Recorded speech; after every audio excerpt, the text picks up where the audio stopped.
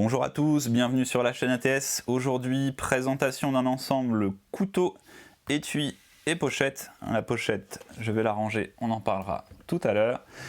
En ce qui concerne le couteau, il s'agit du modèle Seton réalisé par Charles de Opus Knives. On reconnaît bien son style sur ce modèle. Donc un gros couteau bushcraft outdoor avec des lignes vraiment très fines et délicates. C'est super joli, un très beau couteau.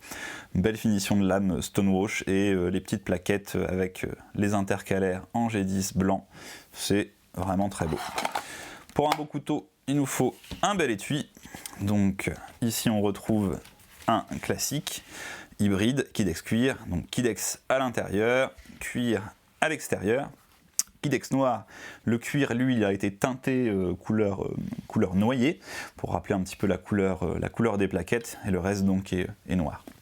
Alors ce qu'on va retrouver c'est cette sangle de cuisse avec une boucle à détachement rapide. Voilà, qui va permettre donc un port un petit peu plus confortable pour un grand ensemble comme ceci. Cette sangle de cuisse, évidemment, elle est réglable en fonction de la morphologie de l'utilisateur, et elle est même escamotable si jamais on voulait l'enlever pour varier un petit peu le port. J'ai rajouté donc cette bande de cuir avec le logo de Opus Knives. Et donc on a ici toute une longueur de couture en fil de lin ciré couleur beige. À l'arrière, on va retrouver la fixation, donc fixation ceinture verticale avec deux boutons pression pull de dot qui vont permettre de l'installer à sa ceinture sans avoir à enlever la ceinture justement. Voilà. Alors on va mettre ça comme ça.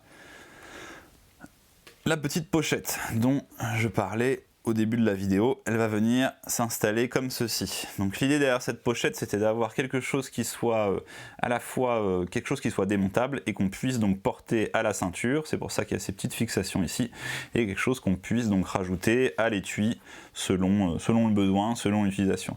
Donc ce que je vais faire, c'est que je vais justement démonter les fixations et je vais l'installer sur l'étui. Voilà, je vais mettre ça en accéléré.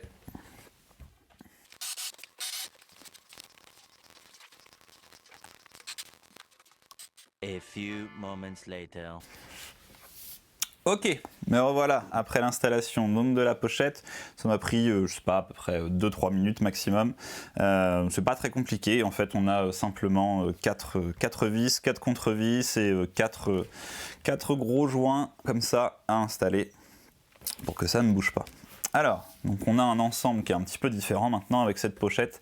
L'idée donc derrière cette pochette, c'était d'avoir quelque chose qui soit démontable, comme la plupart, 99% des choses que je choisis de fabriquer, pour pouvoir donc s'adapter, gaucher, droitier, pour pouvoir démonter un petit peu, donc moduler selon l'utilisation.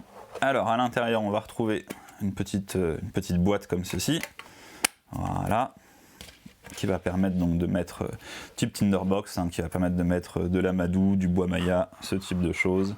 On va retrouver également donc un emplacement pour mettre une pierre à aiguiser.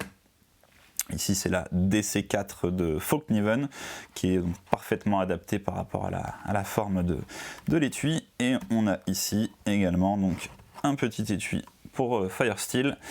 Cet étui Firesteel, donc comme le reste, il est démontable et il va pouvoir être placé à d'autres endroits sur l'étui. Ici j'ai décidé de le mettre là-dessus, ça me paraissait logique, mais si jamais on voulait pas avoir la pochette et quand même garder l'étui Firesteel, on pourrait le placer ici ou sur d'autres œillets, puisque l'espacement est toujours le même.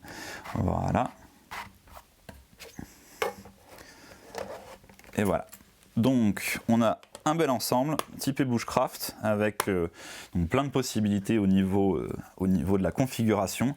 C'est un des étuis desquels je suis le plus fier jusqu'alors, je pense, parce que Charles avait une idée, mais il m'a plus ou moins laissé carte blanche, donc ça j'adore lorsque les artisans me font confiance, et je pense qu'on a un ensemble vraiment de très belle qualité. Le couteau et l'étui se complémentent parfaitement l'un l'autre selon moi.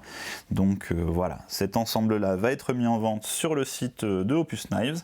N'hésitez pas à aller jeter un coup d'œil. Au moment de la parution de la vidéo, il est disponible, mais ça va sûrement pas durer. Je n'ai pas d'idée du prix final. Ça ce sera à voir directement donc avec Charles de Opus Knives.